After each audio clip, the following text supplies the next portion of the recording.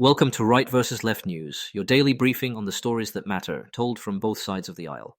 I'm your AI host, Chris, and each day I bring you the most important political and cultural news, with perspectives from conservative and progressive voices.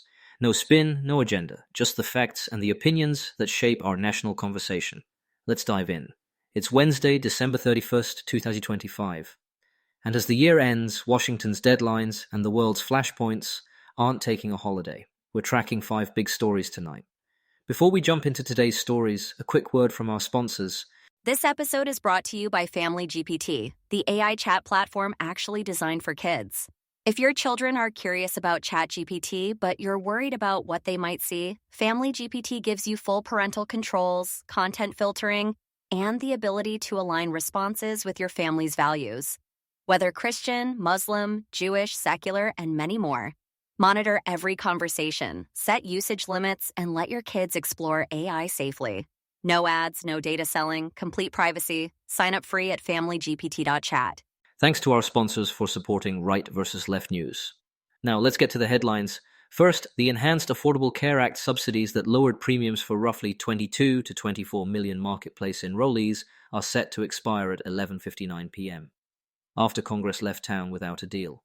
Senate efforts at competing fixes failed earlier this month. Last-minute maneuvers by House moderates couldn't beat the clock. Analysts project sharp premium hikes beginning January 1st unless states step in temporarily. Reporting from Reuters says the House blocked a quick vote on a 3-year extension. Outlets like Time and the Washington Post note Congress is ending the year without an agreement. Health groups, including the American Heart Association, warn affordability could erode quickly. Estimates from CNBC and the Commonwealth Fund suggest average premiums could jump 75 to 114% for many, with several million at risk of losing coverage over time. On the right, conservative commentators and some Republicans argue the COVID-era boosts were meant to be temporary and have grown into costly market-distorting subsidies. The Wall Street Journal's editorial page and House GOP messaging urge letting the enhancements lapse to restrain federal spending and reduce what they call insurer bailouts. Some think tank voices add that richer credits push premiums higher system-wide by shielding consumers from real prices. On the left, Democrats and many health policy experts say ending the extra help will price out lower and middle-income families, reverse coverage gains, and send people back to emergency rooms. Nonpartisan analysts say the fix is straightforward: extend the enhanced credits while working on broader cost reforms. Second, a federal appeals court allowed enforcement of a provision that blocks Medicaid funding to Planned Parenthood clinics that perform abortions in 22 states and the District of Columbia, reversing a lower court injunction. The measure, folded into a broader tax and spending law, bars Medicaid support for certain nonprofits once they cross funding thresholds. Reuters reports at least 20 Planned Parenthood sites have closed since the law took effect, and KFF notes multiple legal challenges are still pending. On the right, social conservative and fiscal conservative voices say taxpayers shouldn't underwrite organizations tied to abortion, even if Medicaid doesn't pay for the procedure itself. They argue Congress is within its spending power to set conditions, and that other safety net clinics can absorb patients. The Wall Street Journal's editorial stance emphasizes curbing open-ended health subsidies and redirecting funds away from abortion providers. On the left, progressives, women's health advocates, and many Democrats warn the ruling will cut off cancer screenings, contraception, STI testing, and prenatal care for low-income patients. The Washington Post has chronicled clinic closures and mounting uncompensated care, and research from the Guttmacher Institute says federally qualified health centers can't readily replace Planned Parenthood's footprint, especially in rural and underserved areas. Third, Immigration and Customs Enforcement is launching a $100 million wartime-style recruitment campaign to rapidly hire more than 10,000 personnel, targeting gun shows, military communities, and conservative media audiences with geo-targeted ads and online influencers. The Washington Post reports the push is part of a larger plan to scale up deportations, backed by earlier DHS announcements promising big bonuses and expanded benefits. On the right, supporters say the surge is overdue to remove dangerous criminals and restore enforcement capacity strained by years of record crossings. Conservative outlets highlight strong applicant interest and argue faster hiring will deter unlawful entry and protect communities, while some on the right caution that training and vetting must keep pace. On the left, civil liberties and immigrant rights groups see the wartime branding as dehumanizing, and worry the messaging glamorizes force over professional standards. The Post's analysis has flagged nativist themes in agency social media, and other critiques describe hyper-masculine ads and culture war aesthetics aimed at mobilizing ideologically aligned recruits. We'll be right back with more of today's news after this brief message. This episode is brought to you by Family GPT, the AI chat platform actually designed for kids.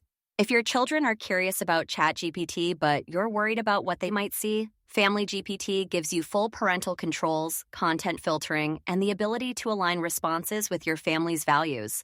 Whether Christian, Muslim, Jewish, secular, and many more. Monitor every conversation, set usage limits, and let your kids explore AI safely. No ads, no data selling, complete privacy.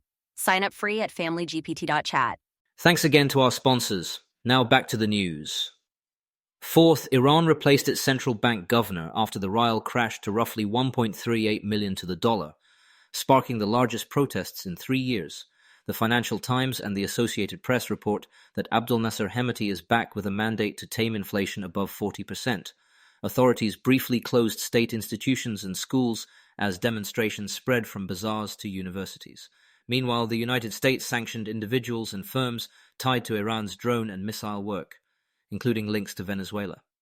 On the right, hawkish analysts argue the unrest shows pressure is biting, and that Washington should sustain sanctions, back protesters, and keep military options credible to deter nuclear advances.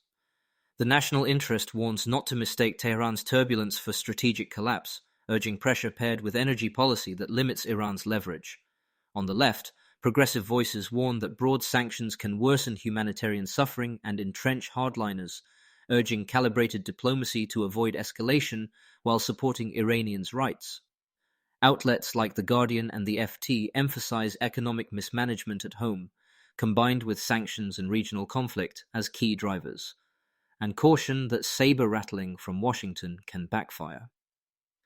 Fifth, a federal judge in Massachusetts temporarily blocked the administration's move to end temporary protected status for South Sudanese nationals, which was set to lapse in early January. Reuters and the Associated Press say roughly 232 current beneficiaries and dozens with pending applications keep their protection while the case proceeds. Plaintiffs argue South Sudan remains unsafe. DHS contends TPS was never meant to be permanent.